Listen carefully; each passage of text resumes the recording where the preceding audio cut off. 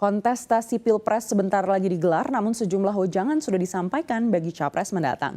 Mulai dari mantan Menteri Perekonomian Rizal Ramli hingga ekonom senior Indef Faisal Basri mewanti-wanti agar warisan laju pertumbuhan ekonomi yang stagnan di 5% untuk tidak diwariskan.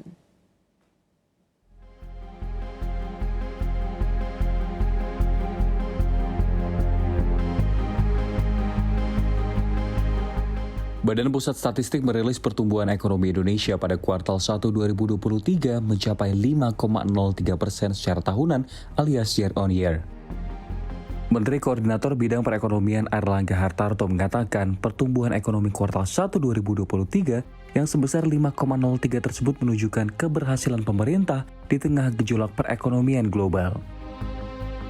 Namun sayangnya justru hal tidak senada dilayangkan ekonom senior Indef Faisal Basri. Faisal menyebut perekonomian Indonesia selama era kepemimpinan Jokowi sebenarnya tidak terlampau buruk. Pasalnya di bawah Jokowi, ekonomi Indonesia berhasil selamat dari resesi tidak seperti negara lain. Meski demikian, Faisal mengatakan kinerja ekonomi Jokowi ini tidak boleh dilanjutkan.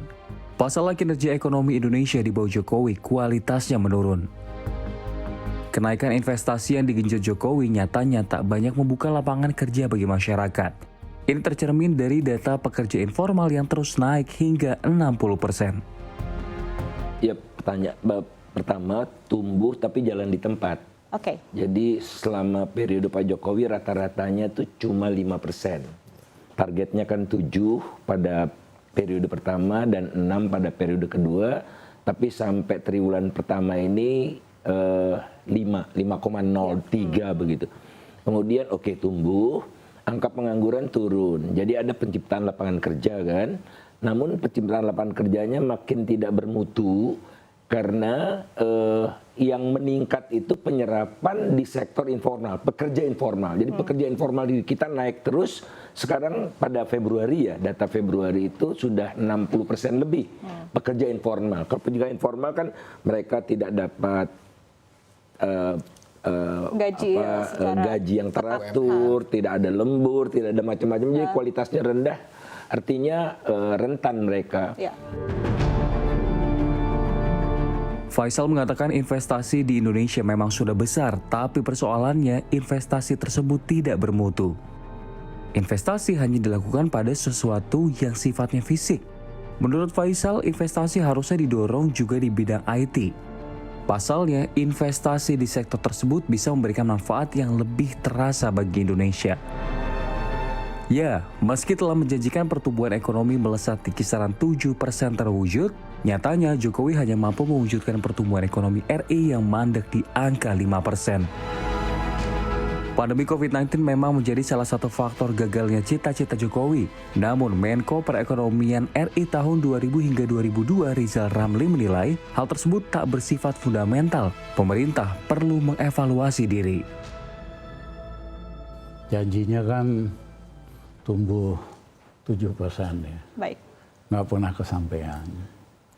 Tentu memang ada faktor COVID. Tapi ada hal yang lebih fundamental lagi. Kenapa ekonomi Indonesia gak bisa tumbuh dari atas 5%?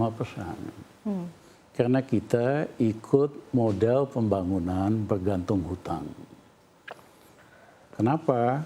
Negara-negara yang pembangunannya berlandaskan strategi utang, kalau tumbuh terlalu tinggi, akhirnya ekonominya overheating, mesti direm. Secara historis, laju pertumbuhan ekonomi Indonesia memang tercatat hanya mampu pada kisaran 5% sejak 2013 hingga 2022.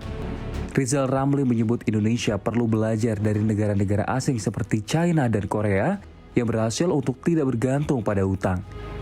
Namun tak hanya itu, pemerintah juga perlu melakukan bersih-bersih pejabat dalam negeri yang dinilai hanya membebankan negara. Jepang, China, Korea itu tidak menggantungkan pada strategi pembangunan berlandaskan hutang. Tetapi berlandaskan strategi dan kebijakan. Misalnya Jepang terkenal, ya kan, bagaimana strategi industrialisasinya, strategi ekspornya, Korea juga demikian. Ya. Nah, kita sudah terbius dengan hutang, tergantung dengan hutang, pejabatnya sama sekali tidak kreatif untuk merumuskan policy dan kebijakan. Oke. Sebagai contoh, tadi Faisal bilang import. Sederhana kok, dari setiap kuota import, para pejabat menerima sogokan gitu.